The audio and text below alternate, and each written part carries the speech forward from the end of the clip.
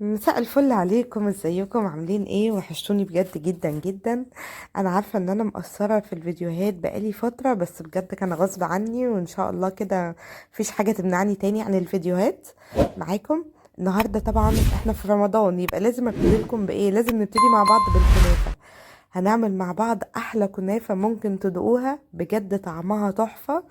طبعا مش عايزه اوصف لكم ريحتها عامله ازاي، يعني عايزه اقول لكم من اي حد معدي كده هيشم ريحه الكنافه على طول. بجد عملناها بتكات كده مميزه حلوه قوي. اي حد مش بتظبط معاه الكنافه بعد الفيديو ده هتظبط معاه على طول. يلا معايا، تابعوا معايا الطريقه وشوفوا كده هنعمل ايه، بجد هتعجبكم جدا جدا. يلا بينا.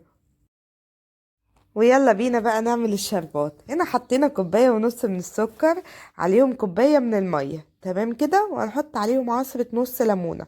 بس كده، هي دي مقادير الشربات دلوقتي اللي احنا حطيناها مع بعض. تمام. بصوا، ده المقادير دي هتطلع لنا شربات تقيل، لان احنا طبعا بنعمل كنافة، فعايزين الكنافة تبقى مقرمشة كده من بره وحلوة. لكن لو بسبوسه بتبقى الشربات بتاعها خفيف، لكن لا، دي كنافه لازم الشربات يبقى تقيل كده. هنديلها تقليبه كده بسيطه زي ما انتوا شايفين، انا لسه ما حطيتهاش على النار، احنا بس هنمزج كده المكونات. وبعد كده هنحطها على النار، على نار متوسطه، وبرده هنديلها تقليبه كده بسيطه. كده بعد ما ابتدى ان هو يغلي هنسيبه 5 دقايق على نار متوسطه. وكده بعد ما سيبناه ال5 دقايق هنبتدي نحط عليه باكو واحد من الفانيليا. هنرفعه بقى من على النار ونسيبه لحد ما يبرد خالص، ويلا بينا نجهز الكنافة. هنا معايا نص كيلو من الكنافة، انا كنت حطاها في الفريزر. طلعتها كده قبل ما ابتدي اقطعها ب5 دقايق بس. فكت كده حاجة بسيطة، وقطعتها قطع صغيرة بالمقص زي ما انتوا شايفين. بصوا انا بوريها لكم ايه، قطع صغيرة خالص. تمام. انا اقول لكم هنا المقادير بالجرام. انا هنا معايا 85 جرام من السكر البودرة.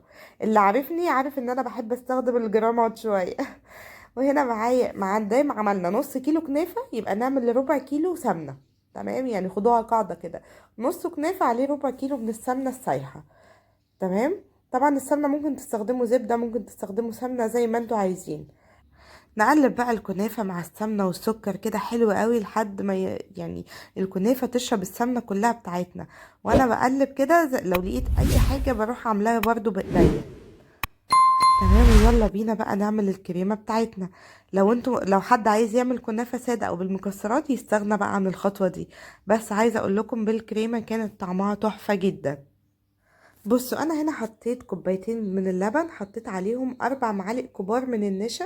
كل الكلام ده على البارد، ودوبت النشا مع اللبن حلو قوي. وبعد كده رفعناه على النار زي ما انتوا شايفين، لحد ما اللبن بتاعي سخن شوية. وبعد كده بدأت ان انا انزل عليه نص كوباية من القشطة. اهم حاجة، عشان احنا طبعا حاطين نشا في اللبن، فلازم طول ما احنا واقفين تبقى ايدينا فيه. هو مش بياخد وقت على فكرة خالص، هي 5 دقايق بس. وطبعا هنقلب دلوقتي حلو قوي عشان القشطة بتاعتنا تدوب بقى مع اللبن والنشا حلو.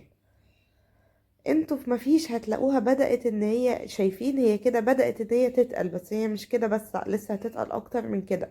بس انا بقول لكم الخطوات يعني. وعايزه اقول لكم حاجه، احسن حاجه في الكريمه دي ان هي مش هتبقى تقيله قوي. عارفين في كريمه كده بتبقى تقيله، لا، ما يعني انا شخصيا ما بحبهاش. الكريمه كل ما هتبقى خفيفه هتبقى اطعم كده واحسن، ما تلاقوهاش جامده كده قوي، لا. دي هتبقى لطيفه جدا معاكم. شايفين هي بدأت بقى ان هي تتقل معانا. قوامها حلو جدا جدا. تمام كده، خلاص هي بدأت ان هي تتقل. هبتدي بقى احط عليها الفانيليا، هي خلاص كده تقلت خالص يعني مش هسيبها اكتر من كده. هحط عليها الفانيليا واديها تقليبة واحدة، ورفعتها بقى خلاص من على النار. تعالوا بقى لخطوة ان احنا نجهز الصينية بتاعتنا، نبني بقى صينية الكنافة بتاعتنا. هنجيب بقى الكنافة، انتوا عارفين ان هي بتحب السمنة جدا. هنجيب طبقة حلوة كده من السمنة نغطي بيها الصينية بتاعتنا بتاعت الكنافة. بصوا، لو في حد حاسس ان الطبقة سمنة كتيرة، او انا حطيت سمنة كتيرة في الكنافة، بجد بعد تجارب كتير هي الكنافة بتحب السمنة جدا جدا. انا هنا حطيت يعني تلتين كمية الكنافة، تقريبا تلتين الكمية بنحطها من تحت. تمام. وجبت كده كوباية عشان اسوي بيها الكنافة. بصوا، انا هنا بسوي الكنافة قصدت كده ان انا اخلي من الجناب حتت مرفوعة شوية لفوق، عشان الحشوة بتاعتنا ما تطلعش بره. فاهميني؟ كده نزلت بالحشوة بتاعة الكريمة. شايفين هي بمجرد ما نزلت هي كمان كانت لسه سخنة لان انا لسه عاملاها معاكم. بس يعني هي متماسكة بس مش متماسكة قوي لان انا ما كنتش حابة ان هي تبقى تقيلة قوي. هبتدي بقى ان انا من فوق كده احط بقية كمية الكنافة. احنا اتفقنا بنحط تحت التلتين وفوق التلت. وببتدي احط كده اضغط بايدي بس طبعا ما بنضغطش جامد. بساوي كده الاول بايدي وبعد كده سويت بالكوبايه بس طبعا مش بندوس جامد عشان خلاص حطينا الكريم. وكده خلاص دي صينيه الكنافه بتاعتنا. اهم حاجه بقى يا جماعه التسويه بتاعتنا لان هي ساعات ما بتظبطش معانا في التسويه. فاحنا نسخن الفرن اهم حاجه على درجه حراره 200 قبل طبعا ما نحط فيه الكنافه. وبعد كده هنحط الكنافه بس هنحطها تحت مش هحطها فوق ولا في النص. حطها في الاول تحت لمده 10 دقايق. طبعا بتختلف من فرن لفرن يعني ممكن حد ياخد وقت اطول من ده او وقت اقل بس هي تقريبا بتاخد 10 دقايق في الفرن من تحت. وهتلاقوها ان هي الحروف كده بدأت يبقى لونها ذهبي خفيف. وتلاقوها ان هي فصلت كده من الجناب. فكده خلاص احنا في اللحظة دي ان احنا بنبتدي ان احنا نطلعها فوق بقى. نولع لها الشواية فوق عشان تاخد برضو اللون الذهبي الجميل بتاعها من فوق. تمام. بص ممكن حد يشوف ان لون الكنافة غامق شوية بس انا بالنسبة لي انا بحب لونها يكون غامق كده. يعني انا بحبها تكون مقرمشة شوية من بره. انا بحب اكل الكنافة كده اللي هو ما هي مش بسبوسة. لو حابة اكل حاجة طرية فانا هاكل بسبوسة فاهمني. لكن لا هي دي كنافة فانا بحبها تكون مقرمشة. لو انتوا مش حابين ان انتوا تطولوا عليها في الفرن او تدوها اللون الغامق ده. ده طبعا بتبقى اذواق في الاكل. تمام هنبتدي بقى نحط عليها زي ما انتوا شايفين الشربات بتاعها. هي اول ما طلعت انا حطيت عليها الشربات قلبتها وحطيت عليها الشربات. الشربات بتاعها تقيل. حلو جدا. وبجد كان طعمها مميز قوي قوي بجد. اتمنى ان انتوا فعلا تجربوها. وتكتبوا لي رايكم في الكومنتات طلعت عامله ايه يعني احنا في الايام دي اعتقد كل يوم يعتبر بنعمل كنافة عشان رمضان بجد جربوها كده بنفس التفاصيل دي. واكتبوا لي رأيكم في الكومنتات طلعت عاملة ايه.